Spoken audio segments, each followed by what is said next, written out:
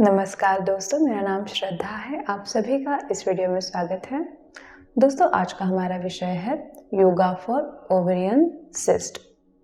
इस स्थिति में महिलाओं के एक या फिर दोनों अंडाशयों पर गांठ आने लगती है, जिसे कि सिस्ट कहा जाता है। अब इन चीज़ों को अवॉइड करने के लिए हम कुछ आसनों का अभ्यास करेंगे। सबसे पहले इन आसनों को शुरू करने से पहले अपने डॉक्टर से सलाह ज़रूर लें। हमारा पहला आसन है जानुशिरासन, जिसे करने के लिए अपने मैट के ऊपर दंडासन की स्थिति में बैठना है, यानी कि दोनों पैरों को सामने की ओर फैलाना है, दोनों पैर एक साथ मिले हुए और हथेलियां शरीर के पास। अब दाएं पैर को घुटने से मोड़ते हुए दाई एड़ी को अपने शरीर के पास लेकर आए। पीठ को सीधा रखते हुए हाथों को सामने की ओर मैट पर रखें। सांस अंदर ले और सांस बाहर छोड़ते हुए धीरे धीरे आगे की ओर बढ़ना है और अपने हाथों से बाएं पैर को पकड़ने का प्रयास करें।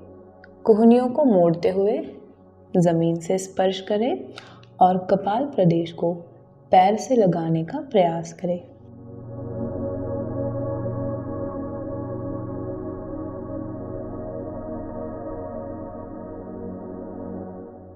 पंद्रह से 20 सेकंड के लिए जानुशिरासन की स्थिति को बनाए रखें। ध्यान रहे बायां घुटना सीधा रहेगा।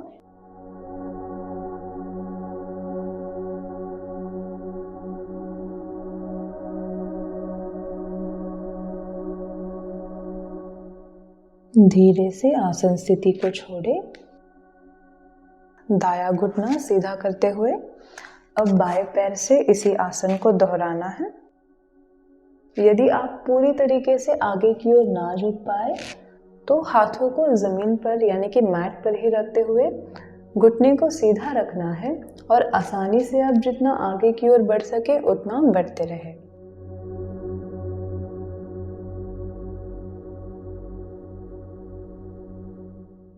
इस प्रकार से जब हम फॉरवर्ड बेंड करते हैं तब हमारे जो ओवरीज है, रिप्रोडक्टिव ऑर्गन्स है, उन तक रक्त प्रवाह अच्छे से बढ़ने लगता है और ये आसन हमें मेंस्ट्रुएशन के दौरान भी काफ़ी फायदेमंद रहता है। धीरे से आसन स्थिति को छोड़ें और अब बाएं पैर को भी सामने की ओर सीधा करें। दोस्तों, अब हम करेंगे चक्की चालन। दोनों पैरों में अंतर रखना है, घुटने सीधे, हथेलियों को इस प्रकार से सामने की ओर लेकर आना है और गोलाकार हमें चक्की चालन का अभ्यास करना है।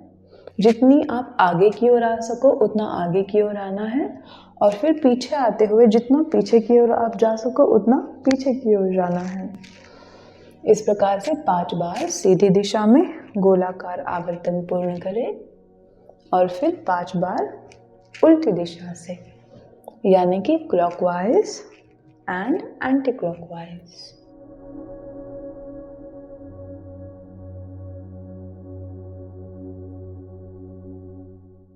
इस प्रकार को करते समय अपनी क्षमता के अनुसार करें।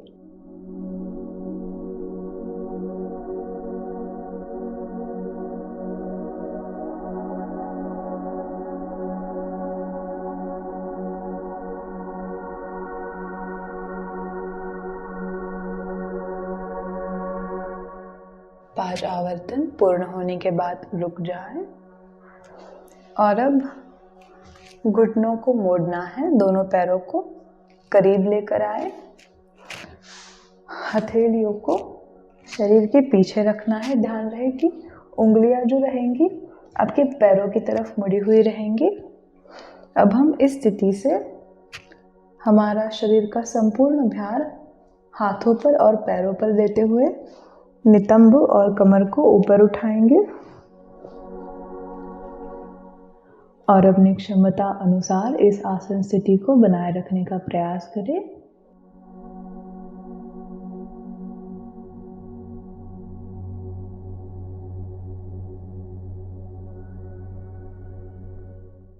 धीरे से आसन स्थिति को छोड़ें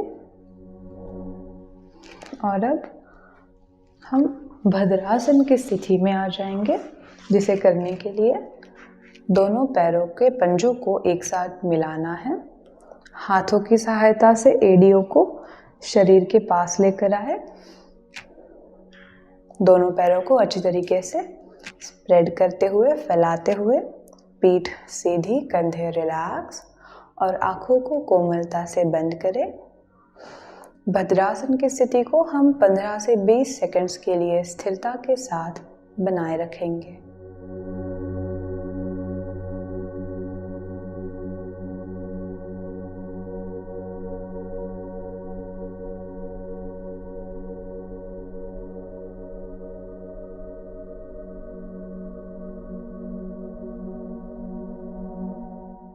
कोमलता से आंखों को खोलें और भद्रासन की स्थिति को छोड़ना है और हमें अब वज्रासन की स्थिति में बैठना है।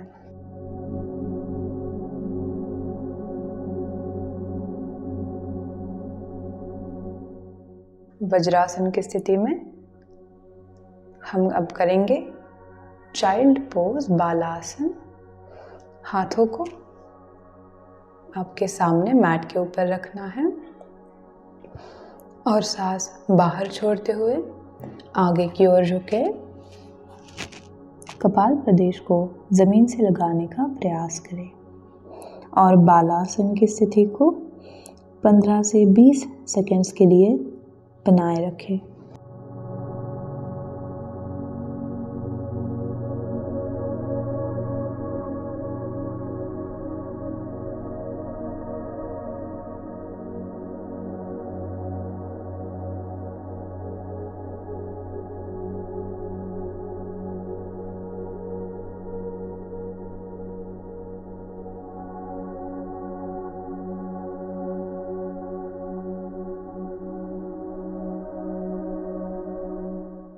धीरे से आसन स्थिति को छोड़ें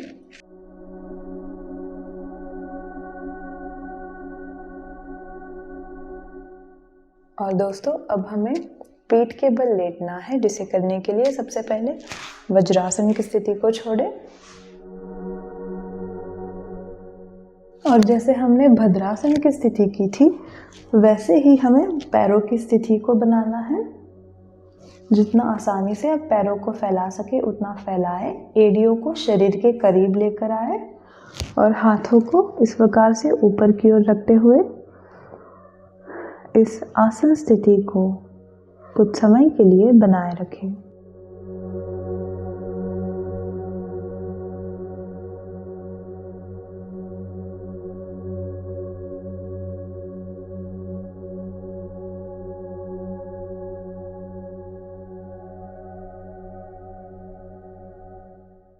धीरे से आसन स्थिति को छोड़ें। दोनों पैरों को, घुटनों को एक दूसरे के करीब लेकर आए। अब दोनों पैरों की एड़ियां नितंब के करीब रहेगी और दोनों पैरों में 1 से 1.5 फीट का अंतर रहेगा। यदि हो सके तो हथेलियों से अपने टखनों को पकड़े और अगला आसन हम करेंगे सेतु बंधासन। कमर को अच्छे तरीके से ऊपर की ओर उठाना है और 20 से 30 सेकंड्स के लिए सेतु बंधासन की स्थिति को बनाए रखें।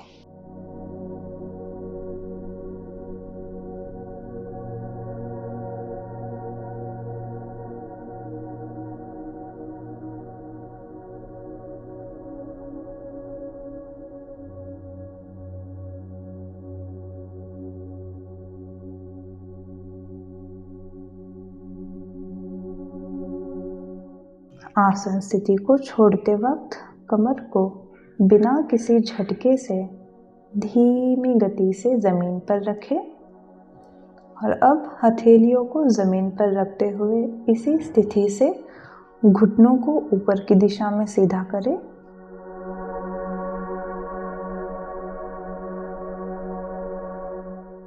अर्ध हलासन की स्थिति को हम 15 से 20 सेकंड्स के लिए बनाए रखेंगे, जिससे कि जो रक्त प्रवाह है वो अच्छे तरीके से हमारे पेल्विक रीजन तक, रिप्रोडक्टिव ऑर्गन्स तक पहुंचे। कंधों को रिलैक्स रखना है। धीरे से घुटनों को मोड़ते हुए जमीन पर लेकर आए पैरों को, और आसन स्थिति को छोड़े दाईं ओर करवट लेते हुए बैठक स्थिति में आ जाए। तो दोस्तों, इन कुछ आसनों का नियमित तौर से अभ्यास करें और एक आसन को ज़्यादा से ज़्यादा देर के लिए बनाए रखने का प्रयास करें। यदि वीडियो अच्छी लगी हो तो इसे लाइक करें, शेयर करें और चैनल को सब्सक्राइब करना ना भूलें। धन्यवाद।